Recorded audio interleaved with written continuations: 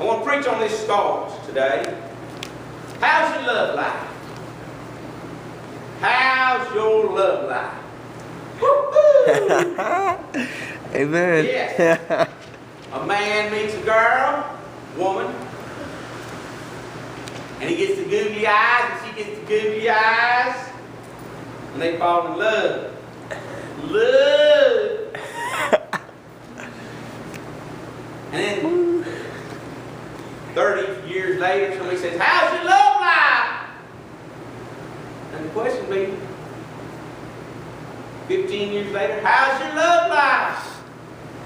5 years later, how's your love life? Is it ooey gooey like it used to be? Woo-wee, woo-wee. So you're getting crazy up there. No, it's a good title. How's your love life? 1 Corinthians 13, though I speak with the tongues of men and of angels, and have not charity, I am become as a sounding brass or a tinkling cymbal. And though I have the gift of prophecy and understand all mysteries and all knowledge, and though I have all faith that I could remove mountains and have not charity, I am nothing. And though I bestow all my goods to feed the poor, and though I give my body to be burned, and have not charity, it profiteth me nothing. Wow. Charity suffereth long and is kind. Charity is not. Charity bondeth not itself, is not puffed up, doth not behave itself unseemly, seeketh not her own, is not easily provoked, thinketh no evil, rejoiceth not in iniquity, but rejoiceth in truth, beareth all things, believeth all things, hopeth all things, endureth all things. Charity never faileth. Then we come down to the end of that chapter, verse 13. And now abideth faith, hope, charity, these three. But the greatest of these is charity. Follow after charity, and desire spiritual gifts, but rather that you may prophesy. Follow after charity.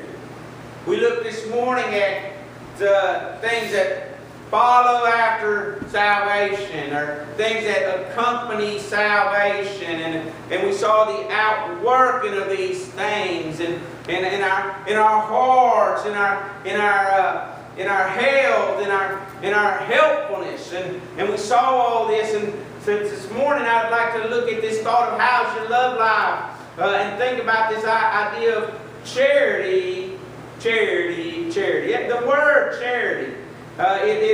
It's agape, if you want to be a Greek scholar, or agapeo in a verb sense. And what it means is a divine, a full, a holy love, a complete love, not a ooey-gooey love, but a love that it goes beyond measure.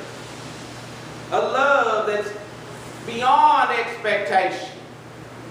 A love that loves even when things aren't going good. It suffers long. It's kind. That kind of love. That kind of love that when they're not doing right, you're still loving right. That kind of love that Christ has shown us. And it's an attitude that produces an action. And the Bible says it bondeth not itself, is not puffed up. That means it's the opposite of pride. Pride is being puffed up. And we talked about that between services, this idea of pride, and we ought not have pride, arrogance, either way do I hate, saith the Lord. It's this word is used and it's translated love and this charity, and it says we know that we have passed from death unto life because we love the brethren. He that loveth not his brother abideth in death. He says, hereby we know the love, hereby perceive the love of God, because He laid down His life for us, and we ought to lay down our lives for the brethren.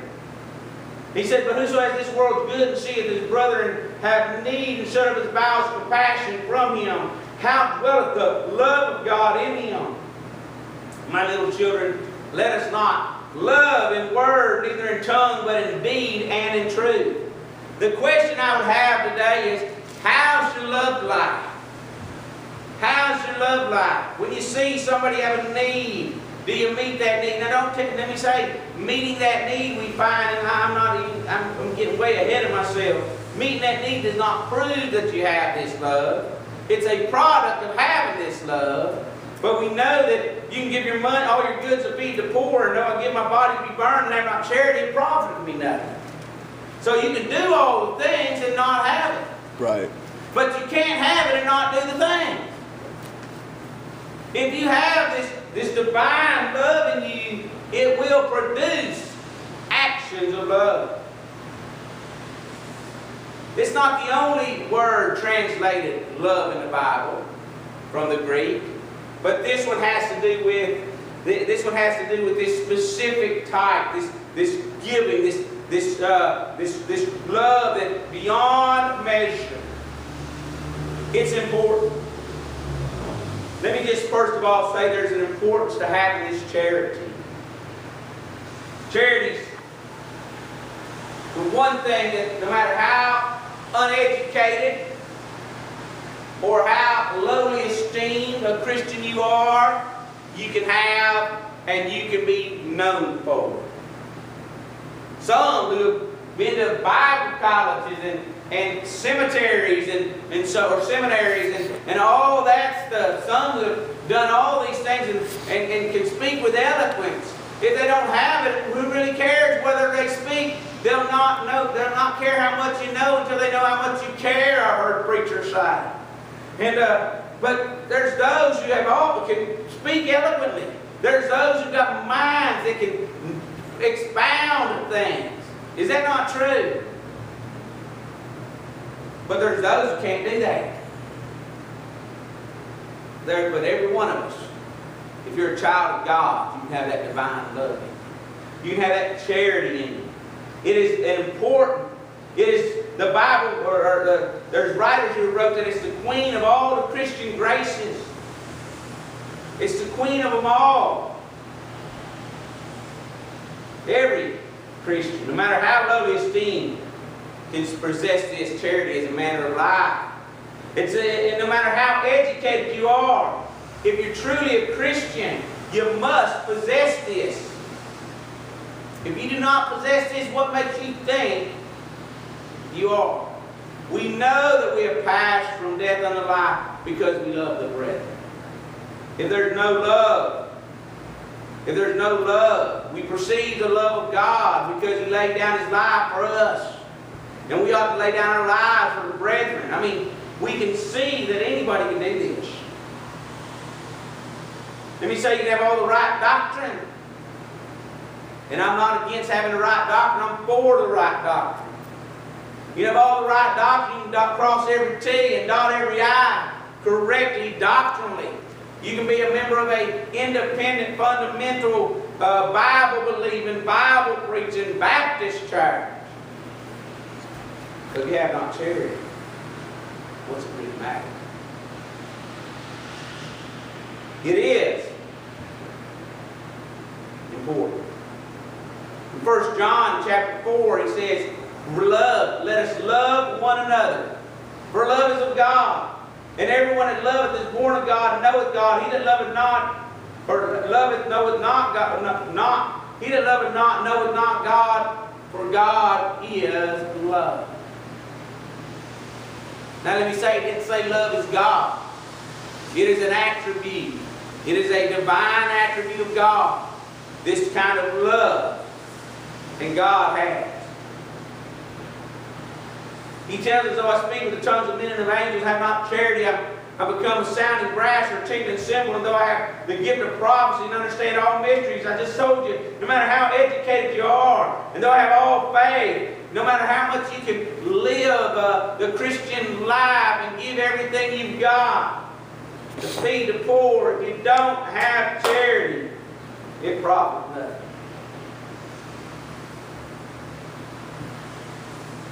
In 1 Corinthians 16 and verse 14, he says, "Let all things be done with charity." Are the things you're doing, why are you doing it? See, well, a lot of times people want to argue about methods.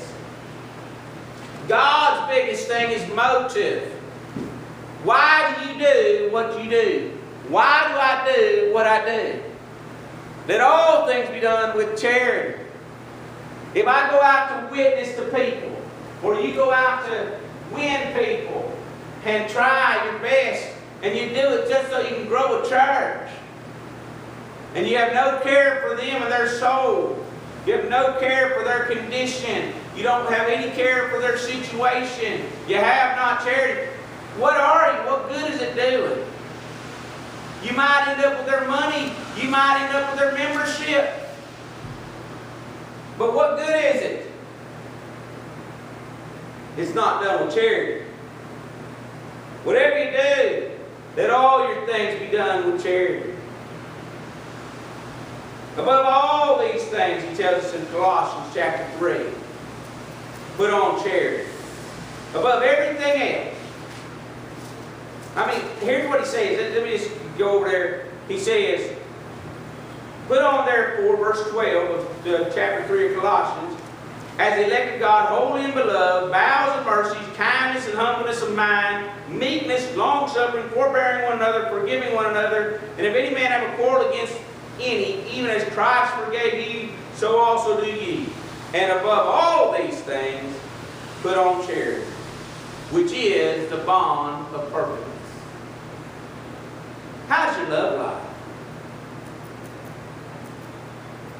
Have you put on charity? Why do you do what you do? Why do I do what I do? In 1 Timothy, he says, now the end of the commandment is charity out of a pure heart and of a good conscience and faith unfeigned.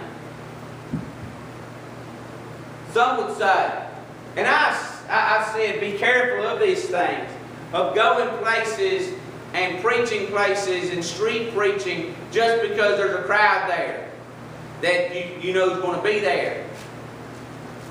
And some would say, well, you shouldn't do that ever. No, you shouldn't do that with the wrong motive.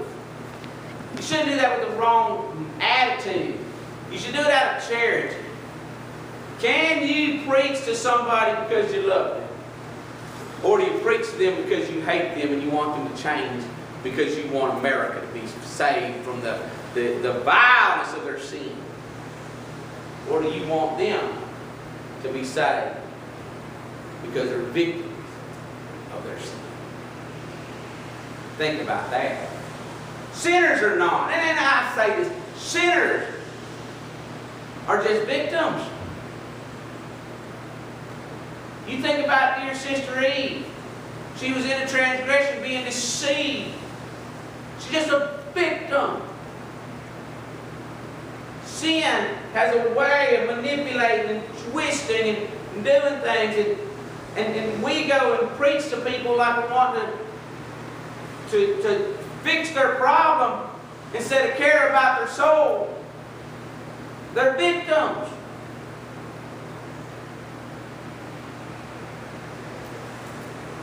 All these things put on charity, which is the bond of perfectness. The end of the commandment is charity out of a pure heart, of a good conscience, and faith unfeigned. In 1 Timothy chapter 4, he says, let no man despise thy youth, but be thou an example of the believers in word and conversation, in charity. Even the youngest child of God can show charity. Now we will look later at zeal. And that's what young men have a tendency to have, is a lot of zeal. Young Christians go out with a lot of zeal. And they need to, and we need to. All of us need to have some zeal. But does zeal outrank charity? We can give our body to be burned if we don't have charity. What good is it? Yet the young man he exhorts to be examples in charity. It tells us in 2 Timothy, flee also youthful lust, but follow after righteousness, faith, charity, peace with them that call upon the name of the Lord, call upon the Lord out of a pure heart. He's telling that to Timothy. He said, listen, young man, young preacher, you need to make sure that you get your focus right. You need to have charity.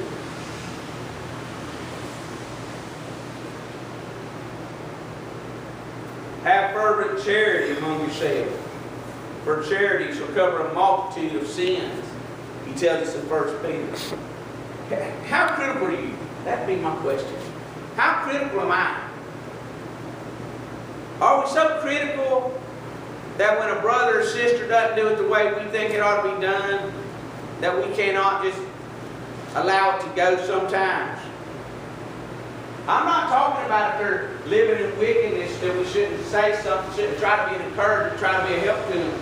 But sometimes, because they don't do it the way we do, they don't do it the way we like.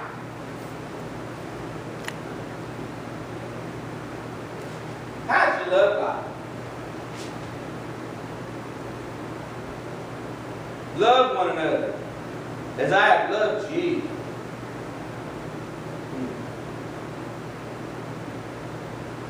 Oh, no man anything but to love one another. Be therefore followers of God, dear children, and walk in love, as Christ also has loved us. It is the premier, charity's premier evidence and expectation for the Christian.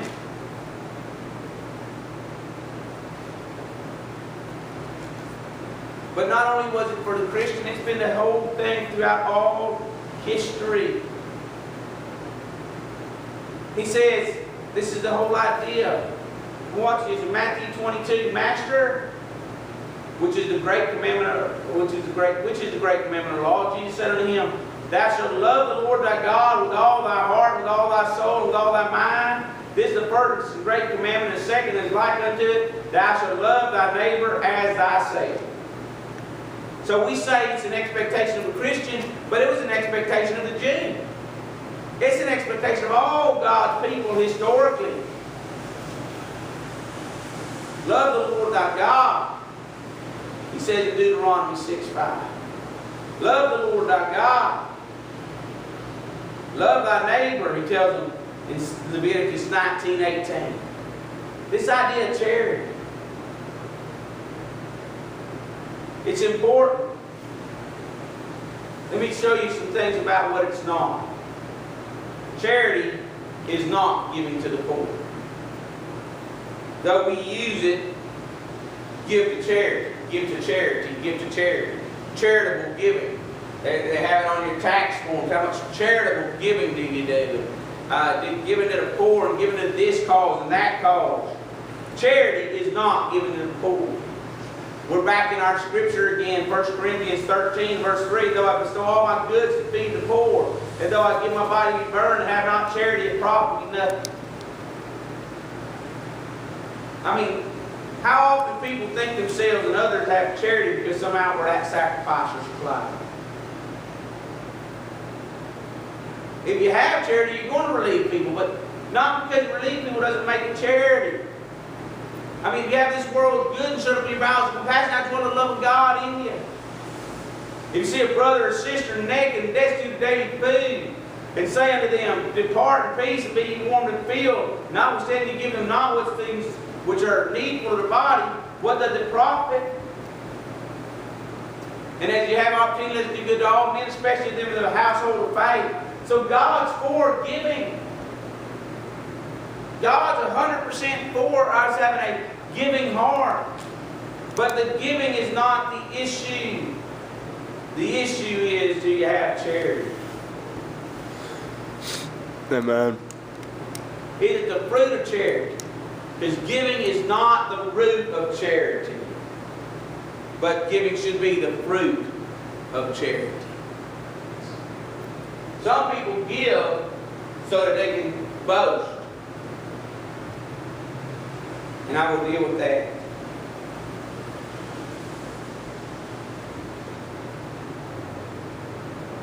I'll deal with that right now. Some give so they can boast. Not necessarily outwardly, but inwardly. They might never tell anybody about their sacrifice. But they think they deserve something because of their sacrifice. Right. They think they deserve something because of something that they did. And let me say, that's all about so that they can feel good about themselves, or so others can pump them up and make them feel good. It's all about me. That's pride. Yes. That charity is not puffed up. Charity does not puff herself up and does not look to get puffed up by others. Now, if you don't ever have a problem with that, it goes against the natural grain of man. The natural grain of man wants somebody to say thank you. Yes. And I believe, according to the Scriptures, we ought to be grateful. We ought to be thankful to God and to each other. But what if nobody ever gave you the rewards you think you deserve? Would you still do it? Would you still do it? What if you don't get the accolades? What if they don't pat you on the back and say, thank you for doing this? Oh, we really needed you. You're a real help. Next time, would you be so quick to show up? Why'd you do it? Did you do it because you had a passion for the cause of Christ and God wants you to? Or and you love the cause of Christ? Or do you do it because you think you ought to get an accolade? The charity of the Bible is not giving to the poor, though you ought to give to the poor. The charity of the Bible does not consist of us in never disapproving of somebody's conduct. Some people say, oh, you ought to love people. Don't be so judgmental. And they'll quote the Bible. They'll go to Matthew 7 and they'll say, judge not, that you be not judged. And so what is God doing? And they mess this thing up. God teaches you not to judge. You don't love people because you judge. No, he says examine yourself first. See if there's any wicked way in you. See if there's anything that you've got a problem with before you go out there and try to take the mote out of somebody else's eye. Won't get the beam out your own eye. But the world will try to tell you you can't be disapproving of other people. That's not charity. Charity disapproves of sin. Charity disapproves of wickedness.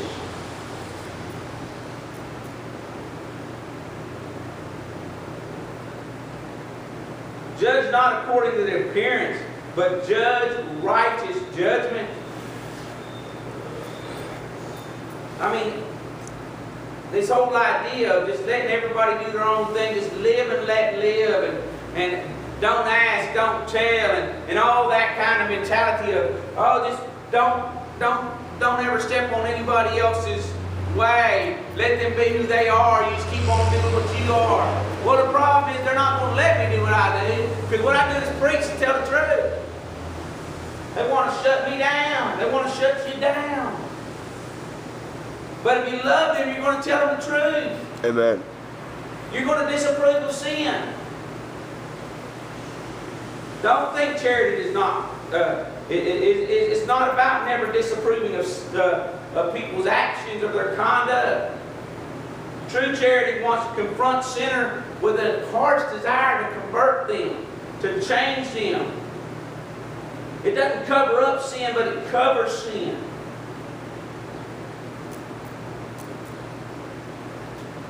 In James, he says, let him know that he which converteth the sinner from the error of his way shall save a soul from death and shall hide a multitude of sins. See, you and I are not going about telling folks, look at that person's a sinner, that person's a sinner. Listen, that person's wicked, that person. Now, I know we need to mark them who cause contention and cause. I know that. I'm not talking about that. I'm talking about going out there and pointing out everybody's issues. You and I ought not be talking about how bad somebody is, but at the same time, when we know how wicked they are, we ought to be trying to reach them. Yes, sir. Amen. Amen. To get them to come to Christ, to get them to turn to Christ. And then only let known what needs to be let known. They say that justice doesn't consist of disapproving of somebody's their conduct, but it also doesn't consist in never disapproving of somebody's religious opinions. They tell me, now here's what they tell me. Well, if they're sincere, well, they can be sincerely wrong in what they believe. Right. They say, well, don't be beating them up for their religion. Don't beat them up for any reason. Amen. The only reason you need to beat somebody up is if they're trying to beat you up. Then you beat them up just long enough to get away from them. Don't be the aggressor, even though I'm not telling you don't ever fight back. There's times to fight back. But do not become the aggressor. There's a big difference. Don't go out saying, I want to prove to you that this person's wrong. I want to prove that. No. Go out with a heart of caring and concern. Because I want people to be right. Don't you want everybody to be right? I tell people, I said, if I thought I was wrong, I'd change what I believe. So I want to try to tell you what is right. The Bible tells us, believe not every spirit, but try the spirits whether they're of God, because many false prophets are gone out in the world. I mean, we need to challenge these people. He says in Titus chapter 1, holding fast the faithful word as he has been taught, that he may be able to sound doctrine, but to exhort, both to exhort and to convince the gainsayers. Let me say, true biblical charity will show up in your actions. Christ, he had the heart of true charity, and if you have the heart of true charity, you'll sacrifice. For even the Son of Man came not to be ministered unto, but to minister and give his life for ransom for you. Paul tells about in 2 Corinthians, I will gladly spend and be spent for you. Though the more abundantly I love you, the less I be loved. You know, that's one of the problems with parenting sometimes. When you say no, the kids start not loving you like they did a little while ago. You say, really? Yeah. Or your wife, when you say, we can't get this. People say, what do you do when that happens? You keep on loving them. Keep on doing right. Keep trying to do right. There's too many of us who quit. True charity is shown by our sacrificial giving, even though we're not appreciated. True charity shows in our sacrificial giving, even when we're not rewarded. Paul says in Philippians 4, not because I desire a gift, but I desire fruit that may abound. To your account. Not to my account, but to your account. Right. Let me say this, true biblical charity will ready you to suffer the attack. Charity suffers long. These are our verses. Charity suffers long.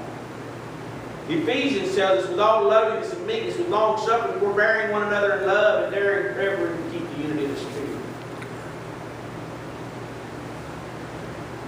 Let me say this. True biblical charity is found if we look at the general spirit and demeanor of every believer. Charity suffers long and is kind. Now check this out. Is that you? Could you say that you suffer long and are kind? Can you say that you envy not? Can you say you vaunt not yourself, you're not puffed up? Can you say that you do not behave yourself unseemly? Can you say that you don't seek your own? You're not easily provoked? You think no evil? Can you say that you don't rejoice in iniquity, but you rejoice in truth, that you bear all things, believe all things, hope all things, and endure all things?